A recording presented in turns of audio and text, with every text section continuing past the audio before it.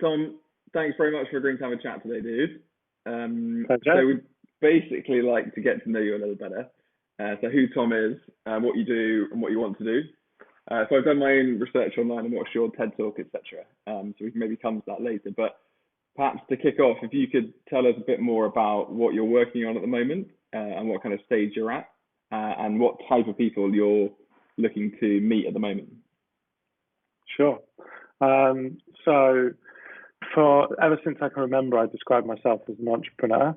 And I thought that meant that I had to start things and then build them to the point where they went off like a rocket or died or I died. And I did that quite a few times in repetition, and realized way too late, after about 15 years, that I love the process of creating something. So the very early stages of taking just an idea and trying to make it happen. And I dislike the growing and building and managing of a business. Okay. So I found myself essentially having a great upward tick of excitement up to a certain point, and then it would rapidly drop off, and I'd find myself frustrated. And I guess that the thing that I realized is there's this narrative that as an entrepreneur you have to found something and then run something until something happens. And I'm most interested in changing that narrative to try and do what I do best, which is the early bits, and find mechanisms that enable me to then work with other people who do other bits really well too. So that's the nature of what I'm trying to solve at the moment. So kicking things off, finding a team to work around you to take it and grow it. Is that the size of it? Yeah, I think it could take a few forms. I've actually, looking back at my history, I've kind of done that anyway, albeit getting stuck in a business. So my first business, Blue Ventures, was essentially the dream of my business partner. And I was the person who made that dream happen. And he's still running it now, 15 years later. So it could be an idea that I desperately want to see happen in the world that I bring to fruition, but it could also be that someone else has got a dream, but they find it harder to know where to get started or what to do in order to turn that dream into reality. Okay. And then most recently, I've started multiple businesses at the same time, which I involve myself in as much as I can until my abilities start to wane. So I believe in the kind of Pareto principle of with 20% of your time, you get 80% of the value of what it is that you offer. And I think that in my case, I'm really good at that start bit, and I'm not so good at the managing bit. So a more recent company, Brilliant Africa, started with a very talented young person here in Bristol, and they've gone on to build a 1.5 million turnover business in 2 years. And I've done everything from 3 days a week down to 1 day every couple of weeks in terms of getting that started, as well as putting a bit of my own money in too. So essentially that young person has had a chance to kind of start a business with the help of somebody else who's been there and done that. You can't see them in the video, but I have got a few grey hairs in there somewhere. I'll zoom in when I do the post-production stuff. But this like founder, not CEO narrative that you touched on there, it's obviously something that you and I have talked about offline and is definitely of interest to me. And part of me feels like it's very forward thinking and hopefully will be part of the way that work develops for lots and lots of people. If you were giving advice to kind of Tom as a you 10, 15 years ago, before you go and start Blue Ventures and Hooli and all these other things, what sort of things do you think you might like to have done differently, given that you've now got this thought as to maybe I don't have to be the CEO all the way through? Yeah, there's a couple of things. One is I think it's very important to try and know thyself as best as possible and to capitalize on one's own abilities. I think that because I read a lot about entrepreneurship and because it felt scary, I ended up listening to a lot of the standard narratives, which often aren't actually promoted by entrepreneurs. It could be venture capitalists who dictate how things should be rather than entrepreneurs themselves. So I think it would be trust my instincts and don't listen to the crowd as much as I did. Mhm. The other thing I think is that that what I'm talking about at the moment is something that in the academic press is called portfolio entrepreneurship, which is doing multiple things in parallel. I do think you have to do something singularly first in order to kind of understand what happens throughout the process. So I don't think it's the case that Tom 15 years ago, cherub faced, if you can imagine that, would have been able to just do what I'm doing now. I do think you need to kind of go in and work within one thing and see it to some kind of result. Yeah. But I probably wouldn't have repeated the mistake 3 times in a row before I decided to go about this particular angle on things. I also think if you're looking at it from a more why perspective as to why I'm doing this, I do think that there are huge numbers of problems and huge numbers of people who want to work on those problems. And if everyone is stuck in the not knowing where to start, then a lot of these problems that could be solved don't ever see the light of day. So almost teasing out those problems and people and making life easier for them to go about trying to work on those problems. So as I said earlier, like making other people's dreams come true sounds a bit cliched, but I know a lot of people who are desperate to start something, but they don't quite know where to start. And I find that quite easy, and other people find it hard. So, I'm really interested in how that's possible. But I'm also, having spent 15 years making the same mistake over and over again, I'm early in the process of my trying to create multiple things in parallel. And so it feels like I'm late to the party, and I'm really excited to be here. But I also don't have all of the answers yet in terms of knowing how to structure it, knowing exactly where to find co-founders, knowing what my role will be in that process. So I'm both, I'm starting again to some extent, albeit with some experience with this particular angle on my entrepreneurial life. So I think like a succinct summary of what you just said is that you trust your instinct a bit more. And I guess then my mind's led to like, well, do you have a way of doing that? Like, how do you find yourself trusting your instinct more now? Is that just through you getting older and more mature, or do you go off to rural Wales and meditate for 2 days, or how do you find yourself doing that better and more often than you used to do? I mean, who knows? There's no control experiment to self. Definitely being 40 years old is a lot more enjoyable than being in my mid-20s, I have found. So a lot of people who say, oh God, getting older is awful, the opposite has been true for me, and that I'm really enjoying becoming more settled in myself. But yeah, I think that doing as much as you can to develop the self as early as possible is a good thing. And I don't know if I'd doubled down on that earlier. I feel like I did quite a lot of work on it, but who knows what Tom would be like now if I had not had all of those late nights out and misadventures along the way. I might be worse. Who knows? So in the description, then you said you were looking at and running Brilliant Africa, I think you said, and then you've got Brilliant Ethiopia as well, I think.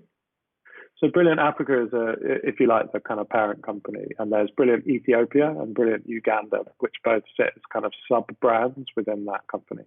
And the aim is to do Brilliant Zimbabwe, Brilliant Zambia, and so on, but all under a singular company. Okay. And then if you've got other projects on that you'd want to talk about here that other people might be interested to know about? Yeah, sure. So I started a talent agency with my friend Rob, who you know too, and that failed within about 3 months.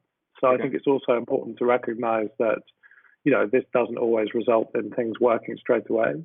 Yeah. Rob and I are also starting a venture fund, which is focused on giving money to scouts. So there's a number of these scout programs in the US where essentially money is given to operators who actually know how to help businesses, unlike many venture capitalists. They tend to be the people that entrepreneurs want backing them because not only do they offer money, but they offer experience. And it's not been done very well in the UK or the EU even. So Rob and I are building a scout fund where essentially we're selecting the people that we'd wished we had by our side when we started our businesses, giving them money to then invest in companies because we think that they will make better investments and also help those businesses more. So that's one thing I'm looking for somebody to come in and run as a kind of managing partner, managing director. But unlike a normal venture capital firm, we're not looking for someone to make investment decisions. We're looking for someone to essentially corral and provide symbiosis within a network. So a real network builder. Okay. And then probably a bit like you, Nick, I've got a laundry list as long as my arm of other ideas that I would love to start working on or start thinking on. There's one that's quite similar to Brilliant Africa, which I know will work, or I think I know will work pretty well, and that's kind of ready to go. And then there are other ideas which are everything from quite well developed to not developed at all. As well as people who've got an idea but are a little bit tentative about where to start. So I'm not looking for one person. I'm looking for multiple different people across all sorts of different areas. I think where I focus is on two fundamental qualities, which is what I describe as good company and good companies, in that I want to do the work with people that I still want to be friends with in 40 years' time. Said another way, life's too short to spend time with people you're not sure about. So that's good company, and good companies are companies that have some vision which makes for a better world. So I don't want to sell cigarettes or arms or oil. Okay, that makes sense. So I guess in summary, that little piece then. So it's generally smart, nice, talented people who'd like to go and build something who may or may not have an idea of their own. If they do have an idea of their own and they'd like some experienced help, then maybe partner with them in some respects. Or they're nice, talented people who don't have an idea but would like to go and build a company of their own, and maybe they could execute one of the ideas off your laundry list. And there's your kind of scouting platform that you're running with Rob, and you'd like someone to come in and be MD or something of that ilk to oversee that. And then maybe also there's some talent required at some level for Brilliant Africa and all of its sub-brands. Yeah, we'll probably hire somebody talented for Brilliant, or a number of talented people for Brilliant Africa over the next year. Basically, what I'm looking for people who are much harder working and much more intelligent than myself. Great. Okay, that shouldn't be difficult. Pretty cool. easy. I mean, it sounds great, and I really respect the kind of courage that you had to stick it out there and say, look, this is what I like doing. It's not the traditional way of doing it. I know I'm supposed to do X and be the CEO all the way through, but it's not what's true to me. So personally, I really hope that it all works out and this becomes the future of work. Okay, cool. So I guess to a certain extent that deals with the kind of checklist of what Tom's looking for, and hopefully I can summarize that in text under this video that says, right, people, if you're looking for these types of opportunities, talk to Tom. So if people are watching, I guess, your trader and think, okay, Tom actually seems like a really nice dude, I've read his description and seems to fit, and they would like to know a bit more about you. So if we get into a bit more of the kind of fluffy stuff. So I know you offline, obviously, and I know you as kind of forward-thinking and open-minded and driven. And I've seen your TED Talk on this kind of balance between Tom doing his business in a bucket and versus Tom doing, high level, well-funded business. Did you just spoil the punchline for the whole TED Talk? No, I think it's about halfway through that thing, isn't it? But I mean, like, who is Tom? Like, clearly we can get a sense of who you are from the chat we're having now, but how do you like to be described, and how do you think your close peers describe you? How would I like to be described? I think that using the TED Talk as a kind of springboard to answer that, I am not somebody that wants to only be known for a single factor of my life. So I know other entrepreneurs who are extraordinarily successful that I wouldn't want to swap shoes with because of the sacrifices that they've made to be that successful. Yeah. So balance was, I guess, the central theme that came out of my TED talk. A sense of ambition coupled with contentment and how to marry the two of those. And hopefully the people who know me are people who also feel similarly in that that it's important to have more than just a singular thing in one's life. Okay. So that's one area. The other is trying to do good and be good. Make hard decisions, even if they're attractive, because you don't think that necessarily they are optimum in terms of the holistic output. So, said without so many buzzwords, if there was somebody starting a multi-billion-dollar business who I thought was going to succeed, but they were a real dick, I would want to have the courage not to work with them. Okay. I think it's easy to chase the shiny things. I'm lucky enough to have managed to acquire some shiny things and realize they're not quite so shiny when you get there. So if I'm starting a business with someone and the focus is on good company, as in we enjoy each other's company, I think that's as important as building something big or exciting. I'd be as interested to work in a company which provided real meaning to those involved in it, even if it was small, as the one that scaled up fast.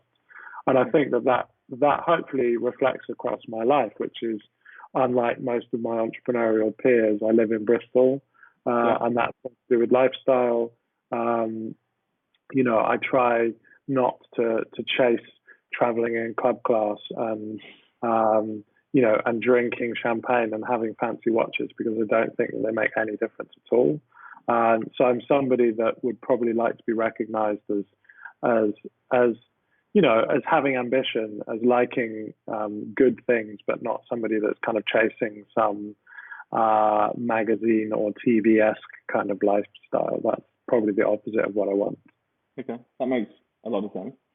And I guess then for people who don't know you, who might hear that answer and think that sounds great, to put your, I guess, desires and ambitions in the context of other people they might have heard, are there other well-known people or brands that you look up to that you'd like to borrow lessons from? Yes, I think it's important to qualify the borrow lessons rather than to replicate, because nothing in other people's lives, I think, would work well in one's own life when perfectly transmuted across. Yeah. But examples of brands that I have a lot of respect for, I can see on your top the shiny Patagonia logo, and I think Yvon Chouinard and all that he's done at Patagonia, deliberately choosing the company to be smaller rather than bigger, focusing on sustainability principles, focusing on doing things that don't scale but that work well for customers. Yeah. So I think that's a great example. There's a guy called Ricardo Semler, who I love as well, who built a company called Semco and wrote a book called Maverick. Has got a great TED talk, has been on Tim Ferriss's podcast, and I like the way he thinks. One of the highlights is he has, I think they're called death days, where 2 days a week he does what he would do if he knew he was going to die in a couple of months' time. And I think one of them is get into the bath first thing in the morning with a large cigar and just sit there. I don't know if that would be my angle on it, but I like that kind of attitude. Other companies or people, I do think Tesla is an extraordinary business.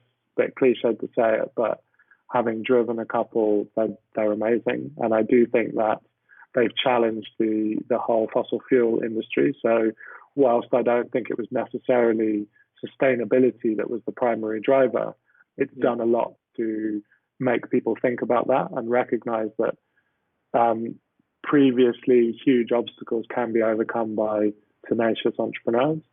And then there are lots of other interesting businesses like Buffer with remote working and Balance, 37 Signals, quite similar. Some well-branded companies like I think Innocent Smoothies when it started was really interesting in terms of what it was trying to do. Pucker, a Bristol-based business. So I'm kind of interested in those businesses where the more profit they do, the more good they do, and so on and so forth. Okay, great. Sounds good, mate. I guess maybe it's one of those brands then, or maybe it's a different one. Is there a brand that stands out as having had the most positive impact on your life in the past 12 months? I'm not really a brand person, so I don't think that there is one. I mean, I mentioned Tesla. I've just put an order in for a Cybertruck because I want to see if I can drive one down to Cape Town.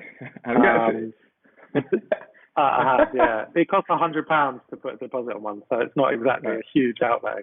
It's a refundable deposit too, so it's not like I've remortgaged the house to do it. But so Elon is an African entrepreneur. I'm fascinated by Africa, hence Brilliant Africa, and I would be interested in driving one of those ludicrous-looking vehicles across Africa because it's electric and because I think it would be really interesting to highlight African entrepreneurship and African energy, and it would be a really cool adventure. So if it happens, that brand will have made a bit of an impact on my life. But otherwise, I try and stay clear of kind of specific brands. Was that a mess up with the press release, press launch when they smashed the windows, or were they supposed to smash them not break? Who knows? It was good press in the end. Some people say that they'd tested it just before going on, and that might have put little micro fractures in. So then when they tested it again, they'd done the beginnings of the damage. I imagine that somebody lost their job afterwards. Who knows? Dude, that's great. That's really great. I don't think Elon's that forgiving of failure. No, I get that impression as well. So I feel like we're getting a sense of like who Tom is, what you're up to, what you want to do, etc. Is there anything that we haven't covered yet that you think, oh, I'd like to stick that in and make other people aware of? Is there anything else? No, I think that's obviously from the waist down, I'm hugely ripped, incredibly attractive, all of those things. No, there's nothing else really that needs. Great. Well, Tom's got to go. I think you've got an Olio collection coming out, haven't you, for your spare ham and your spare chow mein sauce. Awesome, dude. Well, look, thank you very much for your time. I will go and edit this and put it into some form of shorter video for us all. Thank you very much. Speak to you soon. Yeah, okay. All right. Bye. Dude.